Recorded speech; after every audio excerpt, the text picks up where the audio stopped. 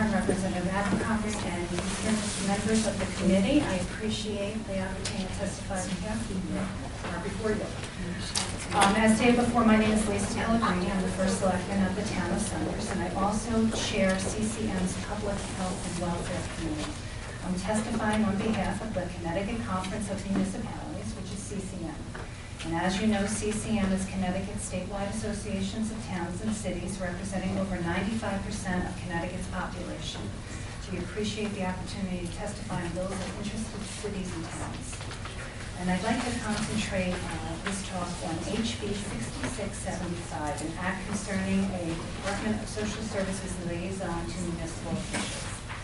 This proposal would, among other things, enhance the administration of social service programs by assigning Department of Social Services staff to serve as a liaison for municipal officials. The town of Somers and CCM supports HB 6675.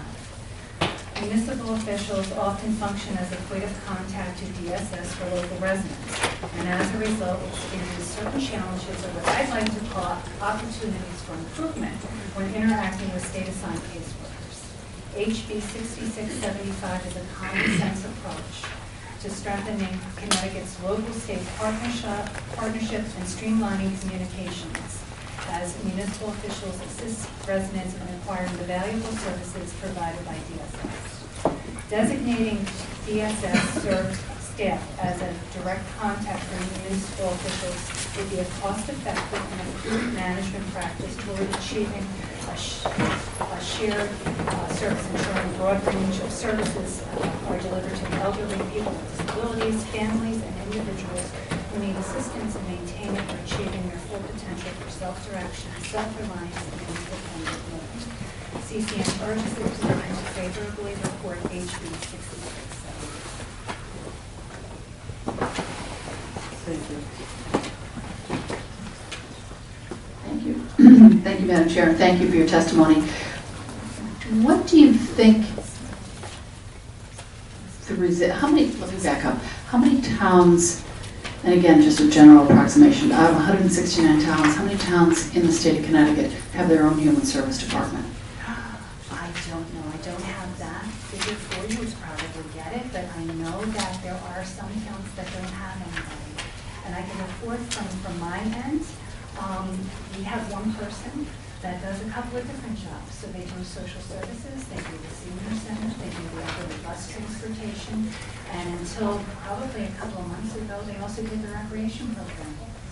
So they're overloaded. Or a small town, or both. Absolutely, yeah. I like the general concept of this bill, and I think the more we spread out the delivery of the human services to the local communities, increase the communication, the better off we're all going to be. So I definitely support the concept of this bill, and I look forward to moving it forward. So thank you for being here. I appreciate it. And if I could just say a couple other things, and I think that's the key word, communication and partnership. I know that other agencies have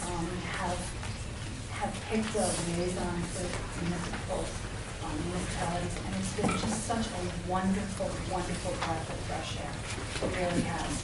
To give you some examples, Demas, my Region 3 coordinator, he's my contact during emergencies.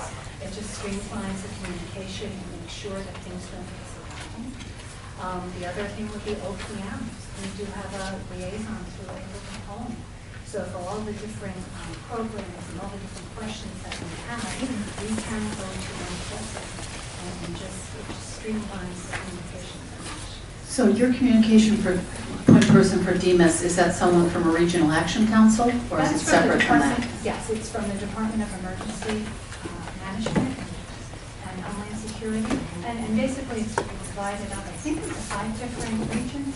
Wait, DEMIS or DES? No, DEMIS. DEMIS. Yeah, Department of Emergency Management and Homeland Security. Okay, that's actually, I think, DESI, Department. Oh, okay. DEMIS is Department of Mental Health and Addiction Services. That's why I was asking, but that's all right. That's Regional Action Council. They start and they sound alike. All right, that helps. But Was that, I just wondered how that was put in place. Is it an informal agreement? I mean, clearly it's working, and I can understand how it's working, but is it an informal agreement? Someone's just willing to serve in that capacity? No, from what I understand, that's the way it's been set up. I was elected in 2009, so we had a region 3 coordinator. But what was wonderful is when we came into it, we actually came into the office and said, whenever there's an emergency, you're going to be in.